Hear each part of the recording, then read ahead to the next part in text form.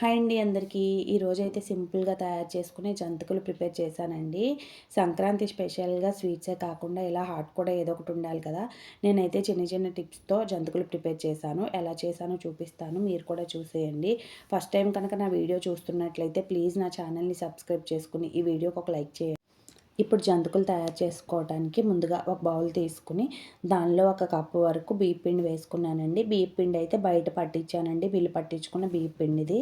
ఒక కప్పు వరకు బియ్యపిండి వేసుకున్న తర్వాత దానిలో ఒక పావు కప్పు వరకు పుట్నాలు తీసుకున్నానండి. శనగపప్పు, వేపిన శనగపప్పు తీసుకున్నాను. వేపిన శనగపప్పు తీసుకుని దాన్ని మెత్తగా గ్రైండ్ చేసుకోవాలి.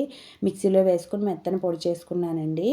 ఎక్కువ క్వాంటిటీ తీసుకున్నప్పుడైతే బయట మొత్తం కలిపే మిల్లి పట్టించేసుకోవచ్చు. నేనైతే చూడండి చాలా మెత్తగా శనగపిండి పొడి చేసుకున్నాను కదా! ఆ పొడిని కూడా వేసుకున్నాను. ఇప్పుడు ఒక టేబుల్ స్పూన్ వరకు కారప్పొడి వేసుకున్నానండి. తర్వాత సరిపడా సాల్ట్ కూడా వేసుకున్నాను. ఒక స్పూన్ వరకు వాము తీసుకున్నానండి. వాము తీసుకుని దాన్ని ఒకసారి నలిపి వేసుకున్నాను. వాము వేసుకోవడం వల్ల అరుగుదలకి చాలా బాగా ఉపయోగపడుతుంది. వాము వేసుకున్న తర్వాత దానిలోనే ఒక 2 స్పూన్ల వరకు తెల్ల నువ్వులు వేసుకున్నానండి. నువ్వుల ఫ్లేవర్ చాలా బాగుంటుంది కదా! ఇప్పుడు ఒక 2 స్పూన్ల వరకు బటర్ తీసుకుని కరిగించి పక్కన పెట్టుకున్నానండి. ఈ పిండి మిశ్రమాన్ని మొత్తాన్ని ఉప్పు, కారం కలిసేటట్టు ఒకసారి బాగా కలుపుకుందాము. బాగా కలుపుకున్న తర్వాత ఉప్పు సరిపోయిందా లేదో ఒకసారి చెక్ చేసుకొని ఈ బటర్‌ను కూడా వేసుకుని బటర్ మొత్తం పిండికి పట్టేటట్టుగా ఒకసారి కలుపుకోవాలి. ఇది కలిపి పక్కన పెట్టుకొని ఒక 3 కప్పుల వరకు హాట్ వాటర్ మరగబెట్టానండి. ఆ హాట్ వాటర్‌ని కొద్ది కొద్దిగా వేసుకుంటా పిండిని గరిటెతో కలుపుకుంటే సరిపోతుంది. వేడిగా ఉంటుంది కాబట్టి చేయి పెట్టకూడదు. ఇలా హాట్ వాటర్ వేసుకోవడం వల్ల జంతికలు చాలా క్రిస్పీగా వస్తాయండి.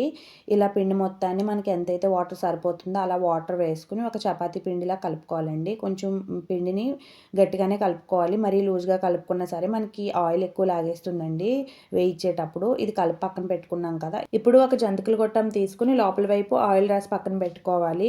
ఈ పిండి మిశ్రమాన్ని కొద్ది కొద్దిగా ఎంతైతే పడుతుందో లోపల జంతిక గొట్టంకి కొద్ది కొద్దిగా పిండి అలా పెట్టుకొని మనం జంతికలు వేసుకోవాలండి. కావాలనుకుంటే డైరెక్ట్‌గా ఆయిల్‌లోనే వేసుకోవచ్చు. ఆయిల్ కొంచెం వేడి తగులుతుంది కాబట్టి నేను ఎప్పుడు వేసినా ఇలా పేపర్ మీద వేసుకుంటానండి.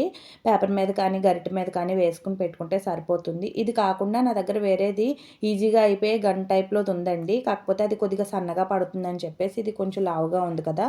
జంతికలు బావుంటాయని చెప్పేసి నేను దీంతో వేసుకుంటున్నాను. ఇప్పుడు స్టవ్ ఆన్ చేసుకొని ఒక ప్యాన్ పెట్టుకుని డీప్ ఫ్రైకి సరిపడా ఆయిల్ వేసుకుని ఆయిల్ కొంచెం హీట్ ఎక్కాక మాత్రమే జంతికలు వేసుకొని ఫ్రై చేసుకోవాలండి. ఆయిల్ కొంచెం బాగా మరిగిన తర్వాత సిమ్‌లో పెట్టుకొని వేయించుకుంటే సరిపోతుంది. ఇదే విధంగా నేను వేసుకున్న జంతికలను ఒక్కొక్కటిగా వేసుకున్నానండి. నేను కొంచెం చిన్న ప్యాన్ పెట్టుకున్నాను. ఆ ప్యాన్‌లో ఎన్నైతే జంతికలు సరిపోతాయో అన్నీ వేసుకొని ఫ్రై చేసుకోవాలి. ఇదే విధంగా జంతికలు వేసుకొని మనకు కొద్దిగా కలర్ చేంజ్ అయ్యే వరకు ఫ్రై చేసుకోవాలండి. కలర్ చేంజ్ అయ్యాక మనకు క్రిస్పీగా తయారవుతాయి. ఇదే విధంగా మనం ఎంతైతే పిండి తీసుకున్నామో ఆ పిండి మొత్తాన్ని ఇలా జంతికల్లా చుట్టుకొని వేసుకోవాలి. నేను తీసుకున్న ఒక కప్పు పిండికి ఇన్ని జంతికలు వచ్చాయండి. చూడటానికి మన పిండి తక్కువగానే కనిపిస్తుంది కానీ చక్కగా ఎక్కువే అవుతాయండి జంతికలైతే.